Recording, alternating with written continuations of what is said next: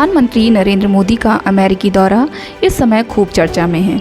एक तरफ पीएम मोदी का जोरदार स्वागत और बाइडेन के साथ उनकी बातचीत को लेकर चर्चा है, वहीं दूसरी तरफ भारत में अल्पसंख्यकों के हितों को लेकर भी नई बहस शुरू हो गई है।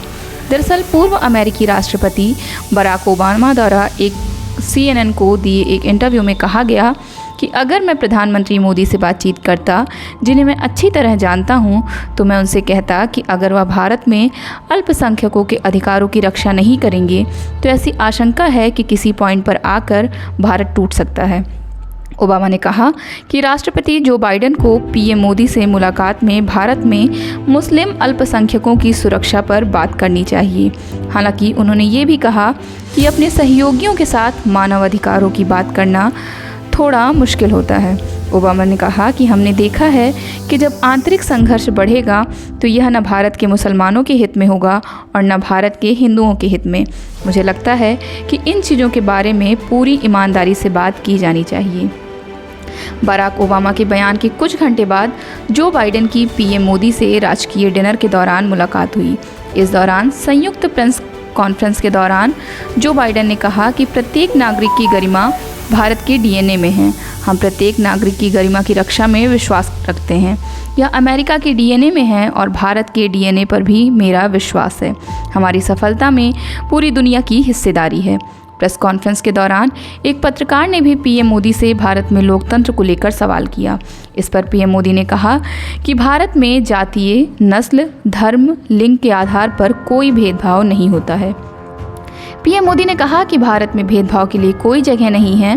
पीएम मोदी के अमेरिका दौरे में दोनों देशों के बीच रक्षा, अंतरिक्ष और अक्षय ऊर्जा के क्षेत्र में सहयोग पर सहमति बनी है। ओबामा ने धर्म या जनजाति में मतभेदों से परे देखने और हर आत्मा की सुंदरता का आनंद लेने की अपनी अपील से पहले अमेरिकी संशोधन और भारतीय संविधान के अनुच्छेद 25 का उल्लेख किया था। इसी संदर्भ में उन्होंने निष्कर्ष निकाला, भारत से अधिक महत्वपूर्ण कहीं नहीं है। उस मूलभूत मूल्य को बरकरार रखना कहीं अधिक आवश्यक नहीं हो। भारत तब तक सफल होगा जब तक यह धार्मिक आस्था के आधार पर विभाजित नहीं होता, जब तक यह किसी भी आधार पर विभाजित नहीं होगा और एक राष्ट्र के रूप में एकीकृत होता है। वहीं राहुल गांधी की यह धारणा थी कि धार्मिक स्वतंत्रता के मामले में भारत सबसे फिसड्डी है और इस आधार पर आगे विभाजन भी संभव है। उन्होंने सैन फ्रांसिस्को, वाशिंगटन और न्यूयॉर्क का दौरा करते हुए उसी राजनीति पर ध्यान केंद्रित करने की भरपूर कोशिश की थी। राहुल ने सैन फ्रांसिस्को में कहा था कि इसे मुस्लिम समुदाय द्वारा सबसे अधिक दृढ़ता से महसूस किया जा रहा है, क्योंकि यह उनके साथ सबसे सीधे तौर पर किया जाता है, लेकिन वास्तव में यह सभी अल्पसंख्यक समुदायों के साथ किया जाता है। जिस तरह आप पर हमला महसूस हो रहा है, मैं गारंटी दे सकता हूँ कि सिख, ईसाई, दलित और आदिवासी भी ऐसा ही महसूस कर रहे होंगे। आज भारत में मुसलमानों के साथ जो हो रहा है वही 1980 के दशक में दलितों के साथ हुआ था।